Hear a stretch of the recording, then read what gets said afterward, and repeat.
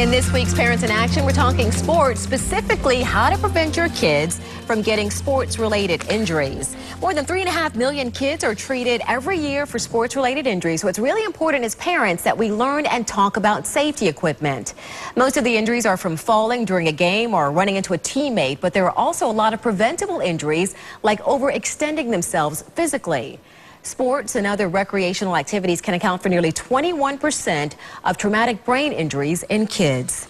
Angela Ardolino, the editor of Tampa Bay Parenting magazine, is here now with some tips on what we can do as parents to make sure that our kids stay safe on the field. And you say, first off, it's important for us as parents to examine the safety equipment that they use to keep them safe. It is, and it's not good to go with the cheapest versions of the safety equipment, even though some of it can be very costly. But there's some wonderful stores I know, Play It Against Sports actually resells sports equipment safe. So make sure that it's really good and that it does what it's supposed to do, and that your children understand how to put it on and why they're wearing it, what they're doing, that they could get hurt, so that they're aware. Sometimes they get in the heat of the game and the competition, which is all fun and exciting, but they need to understand why it's important to keep themselves safe and how to put their equipment on. If something gets off, that they put it back on, or that they go to an adult to ask, you know, is this on right, my strap's loose, whatever it is, so that they keep themselves safe. And something else that a lot of parents and maybe kids may take for granted, the importance of warm-ups and cool downs. Why is this so important?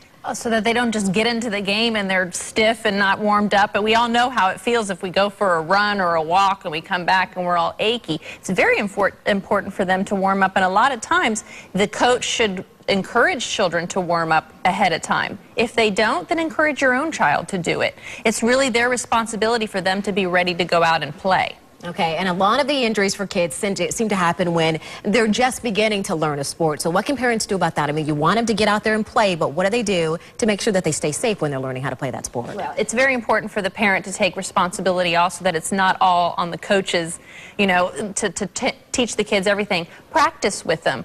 Let them understand why they're practicing, that they may be going into a game with other kids that have been playing a sport for a long time, and it's them that's just learning it and that they're new, so that they understand why the kids are doing certain things, that they understand what to look for. So practicing with your kids, letting them know what the dangers are and what they need to look out for is so important. You're giving them knowledge. And most importantly, and the easiest, is to keep them hydrated. Absolutely. And with water, drinking water. Forget about sometimes. Absolutely. So teach your child to drink before, during, after, and not wait until they're thirsty. And it's so important for parents to teach kids to take care of themselves. I mean, that's one of the best lessons we can teach our children. And I know St. Joseph Children's Hospital has a great list of what the kids can actually do to take care of themselves, so they can have a little checklist. Check them. Do I have all my sports safety equipment? Do I have plenty of water? Have I warmed up? Do I know what I'm doing? You know, type of thing. So it's really important to give the kids responsibility to take care of themselves, because as they get older, the injuries get worse and happen more often. Give them that foundation. That's right. All great tips. Of course, as parents, we want them to have fun and succeed, but we got to make sure that they stay safe. That's right. All right. Thanks, Angela. Thank you. And Angela's going to be back with us next week because we're talking about introducing kids to musical instruments. And as always, if you missed any of those points, you want to share them with another parent, just go to our website, abcactionnews.com. You can also find help with a variety of parenting issues on the Tampa Bay Parenting website. That's tvparenting.com. And while you're there, you can sign up for a free subscription to Tampa Bay Parenting magazine.